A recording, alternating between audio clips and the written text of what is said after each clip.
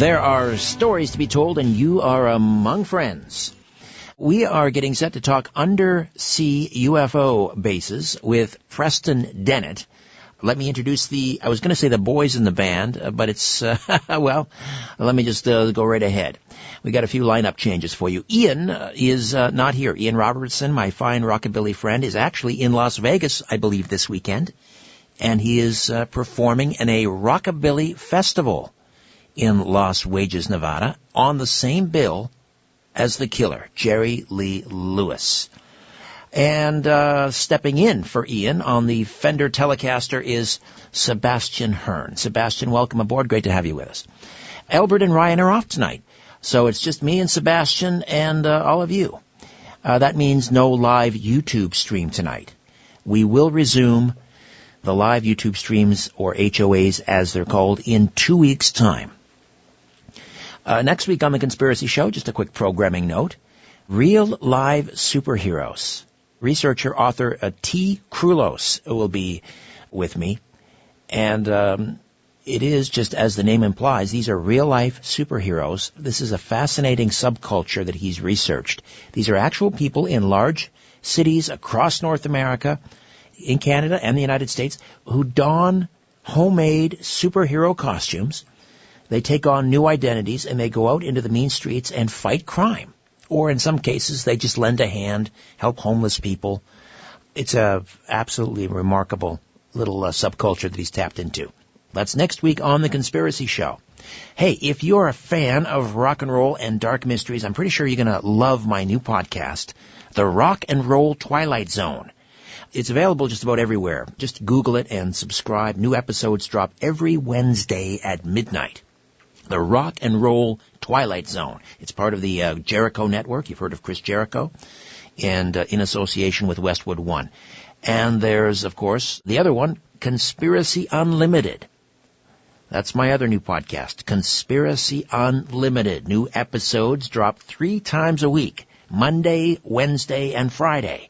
And you can listen and subscribe at conspiracyunlimitedpodcast.com. All right, for 100 years, strange activity has been occurring off the Southern California coast. Mile for mile, this area is one of the top producers of USO reports. USO reports in the world, drawing on first-hand testimonies from the Navy, Airforce, Coastguard, police officers, lifeguards, residents, and many others. My guest, Preston Dennett, presents a compelling case for the possible existence of an undersea UFO base. Sightings of weird lights, anomalous glowing clouds, strange objects flying in and out of the water, mass UFO sightings, encounters with humanoids. All are here. More than 10 years of research presented here for the first time. The truth about this area can no longer be denied. Something very strange is lurking in these waters. Preston Dennett began investigating UFOs and the paranormal in 1986 when he discovered that his family, friends, and coworkers were having dramatic, unexplained encounters. Since then, he's interviewed hundreds of witnesses and investigated a wide variety of paranormal phenomena. He's a field investigator for the Mutual UFO Network, a ghost hunter, a paranormal researcher, the author of 13 books and more than 100 articles on UFOs and the paranormal, and his latest, Undersea UFO Base, an in-depth investigation of USOs in the Santa Catalina Channel. Preston Dennett, welcome back to The Conspiracy Show. How are you? I'm doing well. Thank you. How are you doing? I'm very well. You know, this is amazing that this, it's gaining attention, but there hasn't been a whole lot written about it. It's certainly not sort of compiled in one book. Were you surprised? Because, as you've delved into this, sightings off the the coast of Southern California go back almost 100 years, and yet not a lot has been compiled in one volume like you've just done. Right. And I'm actually a relatively latecomer. I got involved in 1986 after hearing a report on the news, and immediately started getting reports in this one area. Found out that all the other researchers were already aware of it. People like Ann Druffel, who's a pioneering researcher in this area, Robert Stanley, Bill Hamilton, others. So, yeah, it was already a well-known hotspot before I even came along. How did you find out about, this is a great name, Wisher, is it Survey? Survey, Wisher Survey, yeah. Great name. And he was compiling, I guess, eyewitness cases going back to the 20s and 30s. Right. You know, I'm a big fan of old books on the paranormal because there's so few of them. And he had this one that, you know, talked about UFOs over Mount Shasta and a little bit about underwater UFOs off the California coast. It was the earliest report I could find that was, you know, real solid. But he talked about witnesses who saw these craft going out to sea, and they would rise up into the air and come back down into the water. Clearly not normal aircraft. Well, I mean, there were no aircraft at that time. No, well, not a lot. Anyway, there was, right, I suppose, some, but and they didn't use the term UFOs. I think they called them strange boats. Right. Yeah, which makes sense. I mean, the whole idea of extraterrestrials wasn't even that popular in the 1920s. It wasn't something people were really thinking about in terms of astronomical phenomena. So, the term USO, what does that acronym actually stand for? Yeah, that's unidentified submersible object. It's just like a UFO, except you can't call it a UFO because these things aren't flying. They're in the water. Right. And probably a lot of them, I'm thinking, not just in this one area. There's other areas that are well-known hotspots, but for some reason, this area, I have to tell you, there's nowhere on Earth like it in terms of the number of reports and how long it's been going on. So describe this channel. Sometimes it's referred to as the San Pedro channel. Sometimes it's referred to as the Catalina channel. Just to give us a sort of, it's pinpointed on the map for us so that we can visualize it. Right. It is technically called the San Pedro channel, but it's more popularly known among locals as the Catalina channel.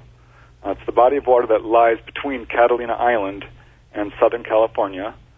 It's up to a mile deep in parts. It includes the Santa Monica Basin. The whole Channel Island area is part of this complex, though it's not technically the Santa Catalina Channel. But this body of water stretching from about at the north end, Santa Barbara, that area, straight south down a couple of 100 miles to, past Malibu, past Santa Monica, down past Venice, Manhattan Beach, Long Beach, down towards there. Really, all the way down to San Clemente is where this activity lies. But it's mostly active in this right near Catalina, between Catalina and the mainland. You have a map in here showing the approximate distribution of UFO sightings in this area. And there are dozens of cases here, but do you have a handle on roughly how many in total there have been going back to the 20s? The ones I was able to document, I found at least 70 solid reports of these objects over the water, which aren't technically USOs, but it's clearly the same phenomena. And I charted those on a map, and I also charted the honest-to-God USOs. And by that I mean people who've actually seen these things in the water, floating, maybe right above it, or underneath the surface, or coming in and out. And I found an additional 70. So that's, 140 reports in this one area. So, but my feeling is, one person in 100 reports their sighting officially. And I'm not sure it's even that much. So any numbers of, how we're estimating how common this is, they're vastly underestimated. So 1% of people who actually see one of these things. Now, is that across the board in ufology, or is that just in particular to this region and this phenomena, USOs and Southern California? Are we talking generally only 1% report UFOs? Generally. That's been my experience over the years of doing research. I always ask people that question, did you report this? Did you call the police? Did you call a UFO organization? Almost never have they. It's more common now, but nobody does, really, and particularly if it's a dramatic encounter, they don't report it, not even to their family and friends, honestly. And this has become, I don't want to use the term common here, these sightings of USOs, but it has become kind of a thing, I suppose. That's what the kids are saying. It's a thing. You go down to the beach and you just wait for these strange lights to show up. It's almost like the Audubon Society for bird watching. Right, yeah. You know who Merrill Fankhauser is, the guy who wrote the song Wipeout? Yes. I contacted him because he got involved in this. Turns out he heard about these sightings and said that, he was invited down to the beach to watch these UFOs coming in and out of the water. He declined to go and look at it, but said, it was a common thing. And this has been going on throughout the 50s and 60s and 70s, real strong, and it's a couple of solid reports every year, pretty much. All right, Preston Dennett is with us. Undersea UFO bases. That's where we're heading. If you'd like to get on board, we'll make the phones available to you. Maybe you're down in Southern California, listening in on one of our affiliate stations, or you're elsewhere, but you've seen one. We'd love to hear from you, and we'll continue to delve into this fascinating sort of subset of the whole UFO arena, if you will. Preston Dennett stays with us. Hope you will as well. The Conspiracy Show. My name is Richard Syrett.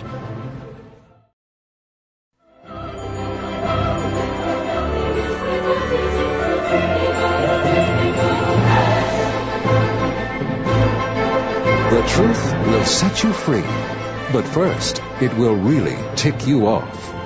You're listening to The Conspiracy Show with Richard Syrett. Well, here's a new set of initials for you. USOs. Not unidentified flying objects, but unidentified submersible objects. Discs, saucers, strange craft seen coming out of the water, flying into the water off the coast of Southern California. And this is down on the sort of the San Clemente, I guess up as far as what, Santa Barbara? The Catalinas, the Channel Islands, I guess, are off Santa Barbara, aren't they, Preston? Right. That's the north end of where a lot of this activity is. Right. Catalina is a great viewing point. Rancho Palos Verdes, all along the coast. I mean, the Pacific Coast Highway runs along this area, and can't even go a couple of miles without someone seeing UFOs from some point on the Pacific Coast Highway. And in order to qualify as a USO, because as you take great pains in the book to explain that it's got to, you have to have it seen coming in or out of the water. Sometimes UFOs are seen hovering above the water. Some are seen in the general vicinity of water. But we're talking about discs that are actually seen flying out of the water or flying into the water, correct? Right, for USOs. In most cases, I did expand it a little bit, because there were cases of unidentified floating objects. There was one lady I interviewed. She's driving along the Pacific Coast Highway through the Santa Monica area. She's not driving, she's in the passenger seat. Her friend's driving. She's looking at this light that's floating out there on the water, which doesn't look like a boat. It's too bright. It's just this bright, round light. And she points it out to him and says, "Look at that. What do you think that is?" And the second he looks at it, it goes straight up out of the water, up into the sky, and disappears. So what is that? Exactly. That I qualify as a USO because it was touching the water. And there are a few cases where these objects are so low over the water that it's affecting the water, or light's reflecting off of it, or the water's frothing or something. Those I'm going to qualify as USOs as well because it's too close to call. But a couple hundred feet up, then no, I'm going to have to call it a UFO, even though we know this is the same thing. Right. It's interesting. In a couple of weeks, I'm going to be talking about Shag Harbor, Canada's celebrated UFO incident. Probably, I believe it's sort of, it's billed as the only officially documented UFO case because there is a government paper trail talking about it. Right. But technically, when you look at the details of Shag Harbor, it's a USO. Yeah, it's a great case. A lot of witnesses, official documentation, went on for quite some time. Really, an undeniable case of a USO, and proves that, again, this is a worldwide phenomena. I was contacted by someone who saw a USO off the East Coast, someone who saw one off the Bermuda Triangle area right near there, someone who saw it in a small lake outside of Hot Springs, Arkansas. So they're everywhere. Have they been tracked underwater by submarines or Coastguard vessels? Have they been tracked on sonar? sometimes there's not a whole lot of cases of that. I did talk to one guy who was an electrician's mate on the USS Clamagore, and he was on board on watch when a USO showed up. He was with another guy who was on watch, another petty officer, the captain, and the second in command. They were on the surface, booking at about 12 knots up the East Coast. This was back in 1971. And mind you, the USS Clamagore carried nuclear missiles. And he was on other subs. Nothing ever happened. As soon as he gets on this one, this USO comes zooming up from the stern at about 80 knots, he said, very fast, and started pacing this submarine for a good 15 minutes. First thing the captain does is asks him, what are the radar guys got, the sonar guys? And he asked, and they had nothing. They had no evidence that there was anything out there. But there clearly was. They could see it. It was 50 feet off the side there, maybe 50 feet deep. They couldn't quite tell, but huge, at least 30, 50 feet across, very bright, totally silent. And what happened was, one by one, the higher officers came up on deck because they wanted to take a look at it before this thing went away. And that's what they did, and then went back below deck, and eventually this thing just moved off at about 50 knots, he said, and gone. The second in command turns to the captain and says, well, how do I record this in the log? And the captain turns to him, according to Ray Sachs, the guy interviewed, the captain turns to the second in command and says, people who record incidents like this do not move up in rank. There you go. Assuming it wasn't officially recorded, I have to guess that it was reported, under confidential channels. Because that's why they're there, to look out for, precisely, strange craft that are invading our space. Precisely, or our waters, as the case may be. Right. Great case. Guy was an amazing witness. I was able to verify the crew list. He was on it. Are they targeting boats, do you think? For example, there are a number of stories in your book about fishermen, shark hunters, and so forth. Did they play chicken with boats out on the water? Yes. It's definitely a pattern of behavior I've noticed, both with the UFOs in that area, come flying across and then they'll see a boat and hover right over it. There's a couple of cases like that. Some people actually called, I believe it was the Coastguard, or the local military who sent out a plane. But by that time, the object went away. But yeah, more cases where these objects will come right under a boat. There's an excellent case which occurred in, I believe it was 1983 or so, to a senior electronics engineer who's out there in this exact area, Santa Catalina Channel, sort of more toward the Santa Barbara end, and sees this light coming towards him under the water. He stops because he can't identify it. It's pretty foggy, and he's not sure if it actually is under the water, and discovers that it is, and goes right under his boat as if targeting him. And his electronics go haywire. His compasses are spinning. He said he was actually petrified because this thing was much larger than his boat and a very bright, bright green, and then moved off. So there's a number of cases exactly like that where they do target boaters, but no one's been harmed in terms of not in the boats. There is one case involving a plane crash. So tell me about that. Tell me about the plane crash. Yeah, this segment actually appeared on Deep Sea UFOs. I'm not sure if it was one or two, but they called me up after hearing about my research, and that was one of the cases they brought to the table. I hadn't heard of it. It involves a gentleman by the name of Noah Felice, a pilot who had taken off from Catalina Island with a friend and sees this object floating on the water, which looks unusual. It's round, and there's a strange-looking figure standing there, and he circles around for a better look when it shoots up a beam of light and strikes the plane and essentially causes it to crash. There's some indication that the pilot had missing time, but they're not quite sure how he survived the accident because he was underwater for a pretty long time before they rescued him. An interesting case. It's not one that I was able to do a whole lot of research on, but there's so many cases in this area that it starts to make me wonder. This was kind of my first data point towards, is there perhaps a base in this area? Right. Sheer number of cases. Well, you mentioned Rob Lowe because I guess they renamed his show. It was when, at least on A&E, I think it was called The Low Files, and he's traveling around the country with his two sons. And Rob was obviously, growing up, I believe, probably a big fan of shows like Coast to Coast. And in fact, the theme song for that show is Don't Fear the Reaper by Blue Oyster Cult, which was a regular sort of piece of bumper music that Art Bell used on Coast. So, right. And one of the episodes was they chartered this big vessel, and they went out looking for a possible UFO base off the coast of, I'm guessing, of Malibu. Is that where you think it might be? Yeah, the Malibu Anomaly, it's come to be known as. And I have to tell you, this came late in my research. I've been researching this area since 2006 in terms of documenting the USO activity.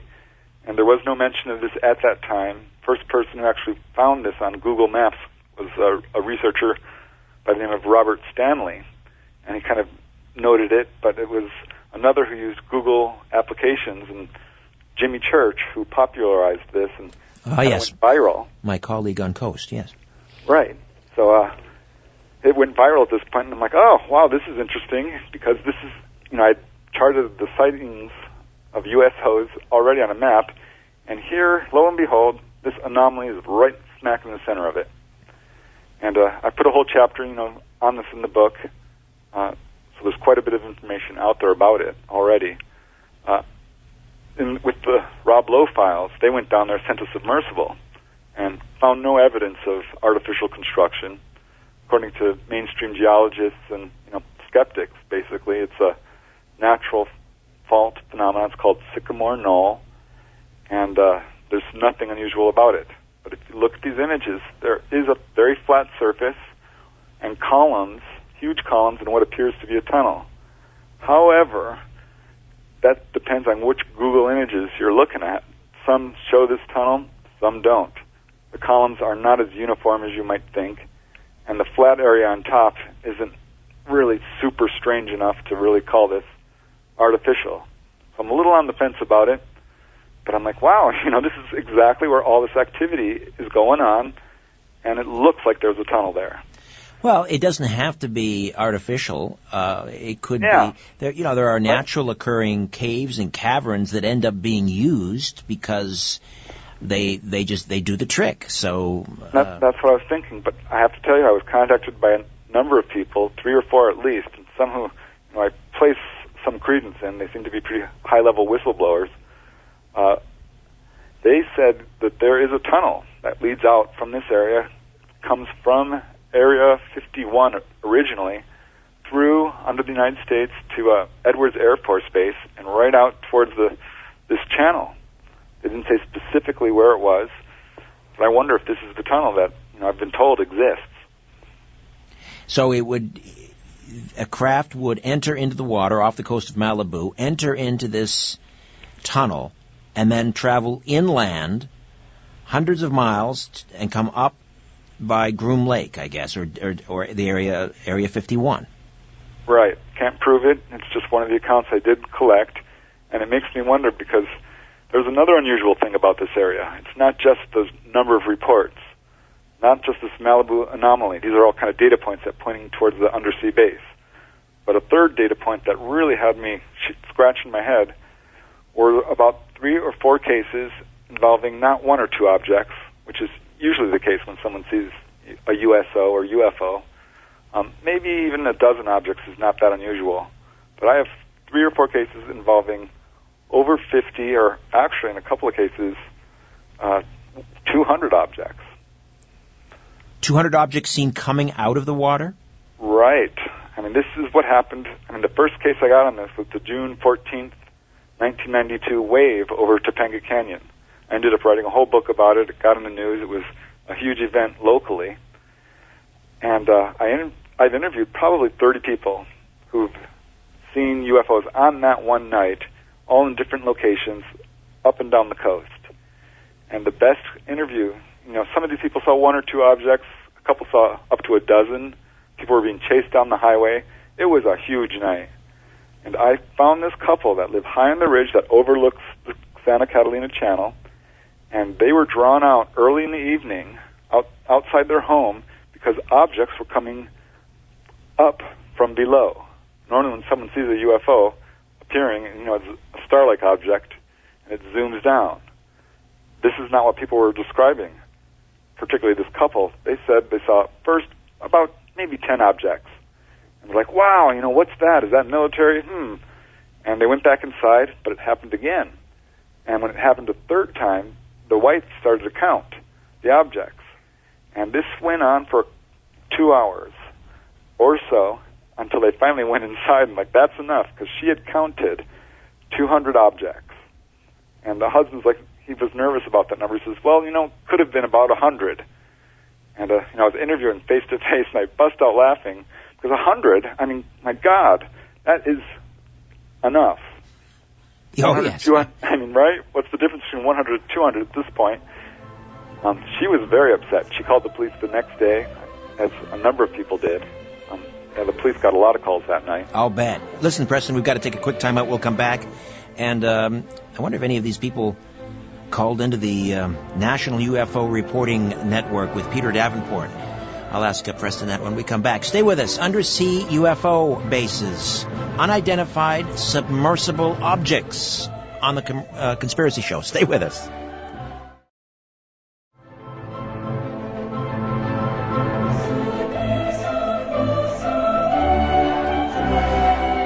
When in doubt, blame the government. You're listening to The Conspiracy Show with Richard Syrett. Welcome back. Of course, this time of year, you can't turn the television on without seeing The Ten Commandments, Cecil B. DeMille's epic movie with Charlton Heston. And so the Mighty Aphrodite tweeted this meme out. I think it's just brilliant. Great picture of the man himself with his long white beard, and it says, technically Moses was the first person with a tablet downloading data from the cloud. All right. Preston Dennett is with us. We are talking about unidentified submergible objects. His new book is Undersea UFO Base, an in-depth investigation of USOs in the Santa Catalina Channel. I was just asking as we're heading into the break, any sort of corroborating, not evidence, but reports from when people see these craft flying out of the water or going into the water? Is Peter Davenport, for example, getting people calling in, writing in at the National UFO Reporting Network? Oh, yeah. Yeah, a number of reports in the book did come from New Fork. Not a whole lot of corroboration in a lot of cases, but it does happen. There was one case involving a landing with humanoids in Playa del Rey. This was back some time ago in 50s, I believe, where 3 people were driving along the Pacific Coast Highway and their cars all stalled at the same time, and they see this UFO had landed right there on the beach, and humanoids get out. They're dressed strangely, they look strangely, but are otherwise human-looking, and try to talk with the witnesses in an unintelligible language, kind of a strange contactee case, and get back into the UFO, which takes off. It became a pretty well-known case and was reported in a number of UFO books. But what I found was some corroboration, because on that day there was a bunch of reports in Long Beach, and some involving Airforce pilots who were chasing these objects. The police received a bunch of calls just, about 50 miles away on the same day. So not great corroboration, but definitely intriguing at the least. How about for you personally, Preston? Have you gone down to the beach and seen one of these USOs? Well, I have gone down to the beach. Have not seen USOs, proper. I've seen a number of UFOs in this area while I'm out there tromping through fields, usually anomalous lights. I did have, some really strange experiences during the Topanga Canyon wave. I remember I was driving. This was through Woodland Hills, which is adjacent to Topanga Canyon, and this ball of light came right up to my windshield. I'm telling you, it was a foot away. It was not a reflection, not a bird or anything conventional. This thing just moved back and forth in front of my windshield, maybe 3 times, dived down a little bit, and went straight up. This round, glowing ball of light. And it targeted my car, came right up to me. So that was probably one of my best sightings I've ever had, really. Catalina Island is there's a Boy Scout camp there. And there was an incident. Was that back in the 80s? Well, it depends which ones you're talking about. I've got like 5 or plus cases involving groups of Boy Scouts. There was one really interesting incident in 1952 involving 300 Boy Scouts and 50 scout leaders who saw a metallic UFO in full daylight, hovered there for 5 or 10 minutes, darted around and moved off, and they ended up all writing written statements which they sent to March Airforce Base. And they did get a response from, I believe it was Commander Charles Bicking, who was running the base at the time, but there was no official investigation. But yeah, a number of Boy Scout reports are really amazing. A recent one in 2016 involving a witness I was able to interview, and he's another one of these cases involving hundreds of objects. So yeah, there's something about this area, I'm telling you, that the UFOs and USOs are really into. What do witnesses say about how these craft come out of the water? Do they come out at incredibly high speed? Do they slowly emerge, maybe float on the top and then take off? How do they emerge? There's a baffling variety of reports, which is a little, disturbing to me because it's hard to categorize. But generally speaking, seeing a USO come out of the water is the rarest type of USO sighting.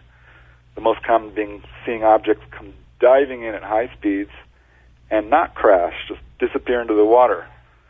But there are a number of reports where they do come out of the water.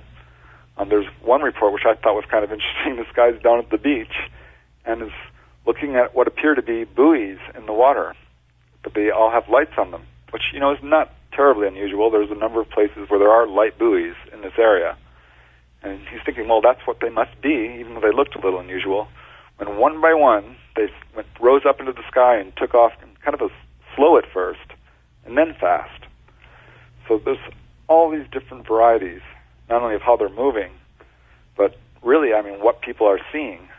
There is cylindrical craft. There are saucer-shaped, a classic saucer. There's square-shaped, anomalous lights, glowing clouds, spheres, manta ray-shaped ships. It just goes on. This glowing blobs.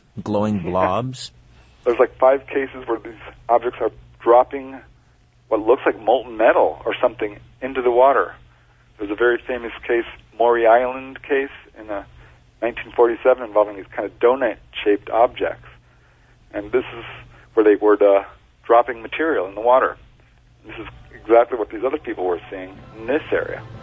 All right, Preston, hold on. We'll come back. I want to talk to you about, well, we'll dial it back to 1942, February of 42, and the Battle of Los Angeles. Right. Could that have been the case of a USO? We'll discuss on the other side. The Conspiracy Show with Richard Syrett. Stay with us.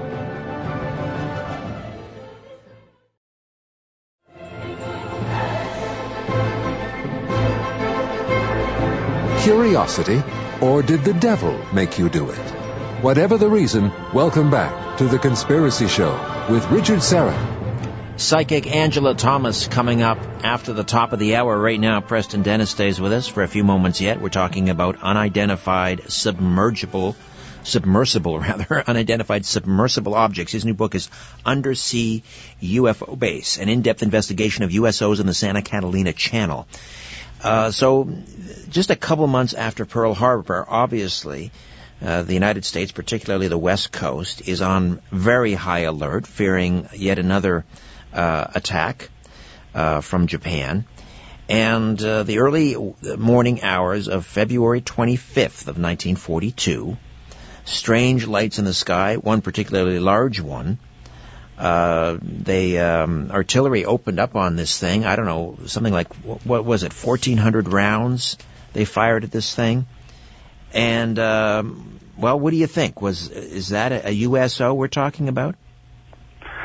Well, it's close. This is one of the earliest sightings. It's interesting because it does involve multiple objects. There's speculation at the time it occurred there was Japanese planes, which it clearly wasn't, because they had one of these things hovering for over an hour right over downtown L.A., which was right now on full blackout. So, yeah, it looks like unidentified objects. I talked to first-hand witnesses, a couple of them, who were very young at the time, but said some of these objects actually came quite low as they were moving in, and they came from the water area, and that's the way they left as well. And no one saw them go any other area. So this is the same part of this sort of complex of cases involving multiple objects coming from this same area, and that's one of the earliest.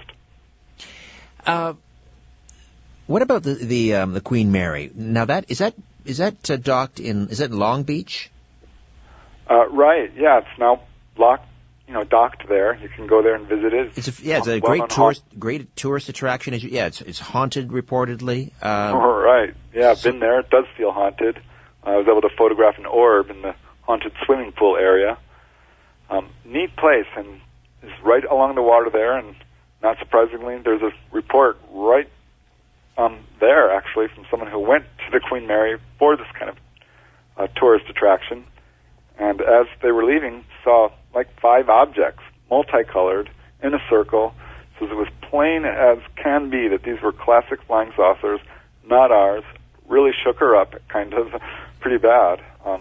Left a deep impression on her, and that they darted off.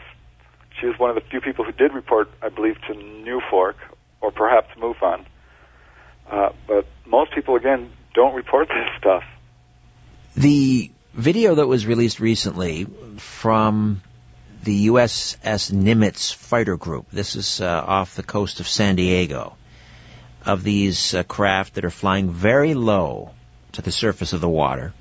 Some have said that they resembled drones. They were doing, incredible maneuvers, incredibly high speed, nothing that we supposedly have.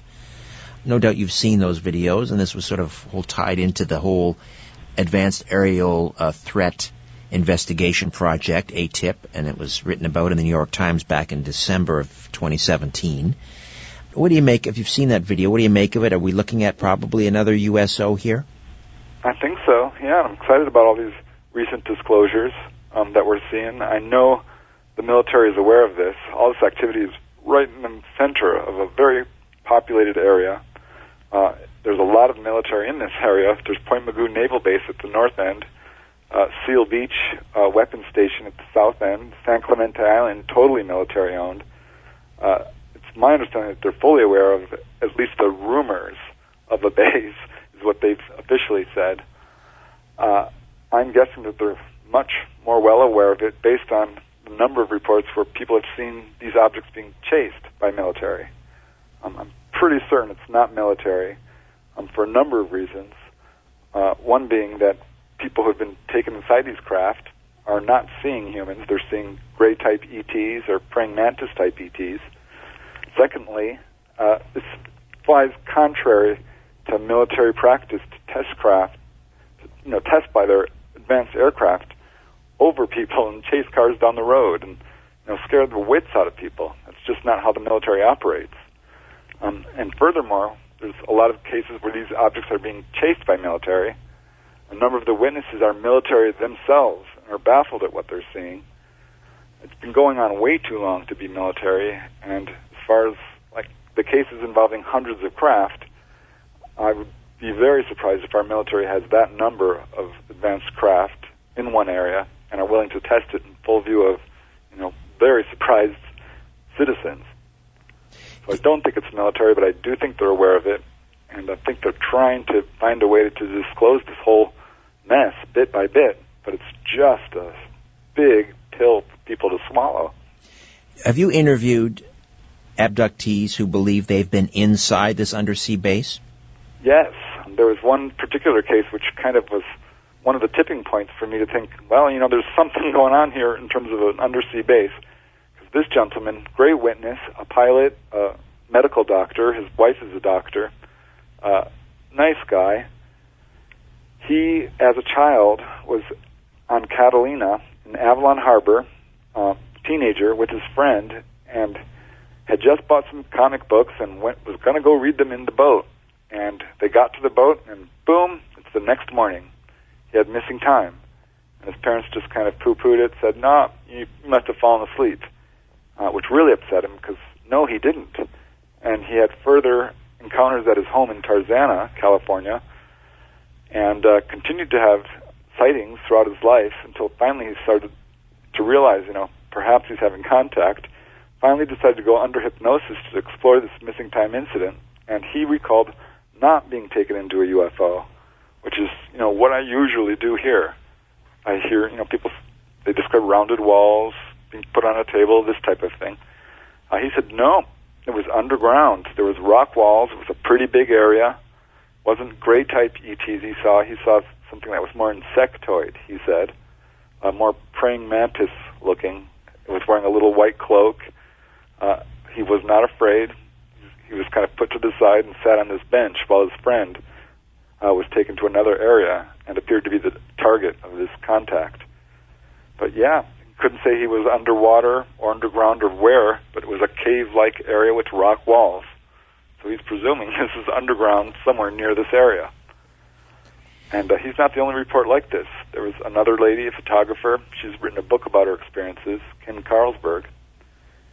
She was abducted into a UFO a number of times, and at one point was taken to what appeared to be an underground area, a very vast kind of chamber, which she, again, couldn't tell where it was, but it didn't look like it was inside a UFO. As you point out in the book, these are not only coming out of the ocean or the sea, that also there have been incidents where these craft have been reported coming out of lakes. Tell me about Lake Mikosuke. Yeah, that's a case in Florida. Really interesting case involving these two people who live very near this lake. Had been seeing a bunch of UFOs in the area and decided to go boating on this rather large lake. It's pretty shallow. It's got lots of lily pads in it and other growth, which kind of makes it not a perfectly clear open lake. They were out there and suddenly see this object dive down into the water. They see another boat out there. He does not appear to be reacting to it. And they watch this light go right up under this other guy's boat who doesn't seem to see it. And then it lifts up, as I recall, and then goes back down and comes straight towards them. And they said it happened so fast they didn't have really a chance to react other than to, pray that nothing was going to happen to them. Scared the living daylights out of them because they became very disoriented at this point. I think they may have had some form of missing time. They're not entirely convinced of that. But the next thing they realize is they're in a different part of the lake, and they're moving along, and there's another boat right next to them who does not seem to see them. And they're very disoriented and immediately go home. A very strange encounter, but they pointed out that this object was moving at so fast, it was way faster than anything we could do. And furthermore, this lake is filled with growth, so they couldn't understand how it was getting past all these lily pad type things. Right. The implication here, obviously, is that who's ever piloting these things, they're not coming from distant galaxies. They don't need to, traverse hundreds and hundreds of light years to get here. They are here and perhaps always have been. What do you think? I think it's a possibility that we can't discount, because we know sightings go back quite some time. I think it's unprecedented, really, the levels of activity we're seeing now in terms of people who've been taken on board and sightings and landings and this sort of thing. Maybe we've just become more aware of it, but I don't think so. To me, it looks like an escalation of activity. But hard to say. I do think that there's a good possibility there are undersea bases and have been for a very long time, at least since 1947, because that's when the Navy started detecting some weird undersea reefs moving around in the Northern California area, and actually tracked it down to Southern California off the coast where it disappeared. I'm wondering if that's when they started constructing this thing, because that's when the modern age of UFOs began. This kind of super wave swept across the U.S., the Roswell crash, the Kenneth Arnold sighting, and all this stuff. Right. And then we also have Operation Highjump down in the Antarctic, where Admiral Richard Byrd went down supposedly to scout out locations for a U.S. Antarctic base, but the unofficial version is that he was negotiating with the Germans down there who had moved their base of operation, the Nazis rather, moved their base of operation after the war to the Antarctic, and they were in joint, I guess, in some sort of a cooperation with aliens down there. So, and we know the military has a number of underground bases not just Cheyenne Mountain Complex in Colorado. And there are a few whistleblowers who say that there is, in fact, an undersea naval base in this area, and that ETs do visit there as well. So perhaps that's where all these reports are coming from. I just know it's not all military. There's no way. Well, I think there's at least a couple more volumes in this series, Preston. Congratulations on Undersea UFO Base, an in-depth investigation of USOs in the Santa Catalina Channel. I appreciate your time tonight. Thank you.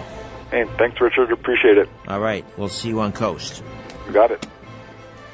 Coming up, psychic Angela Thomas. Stay with us.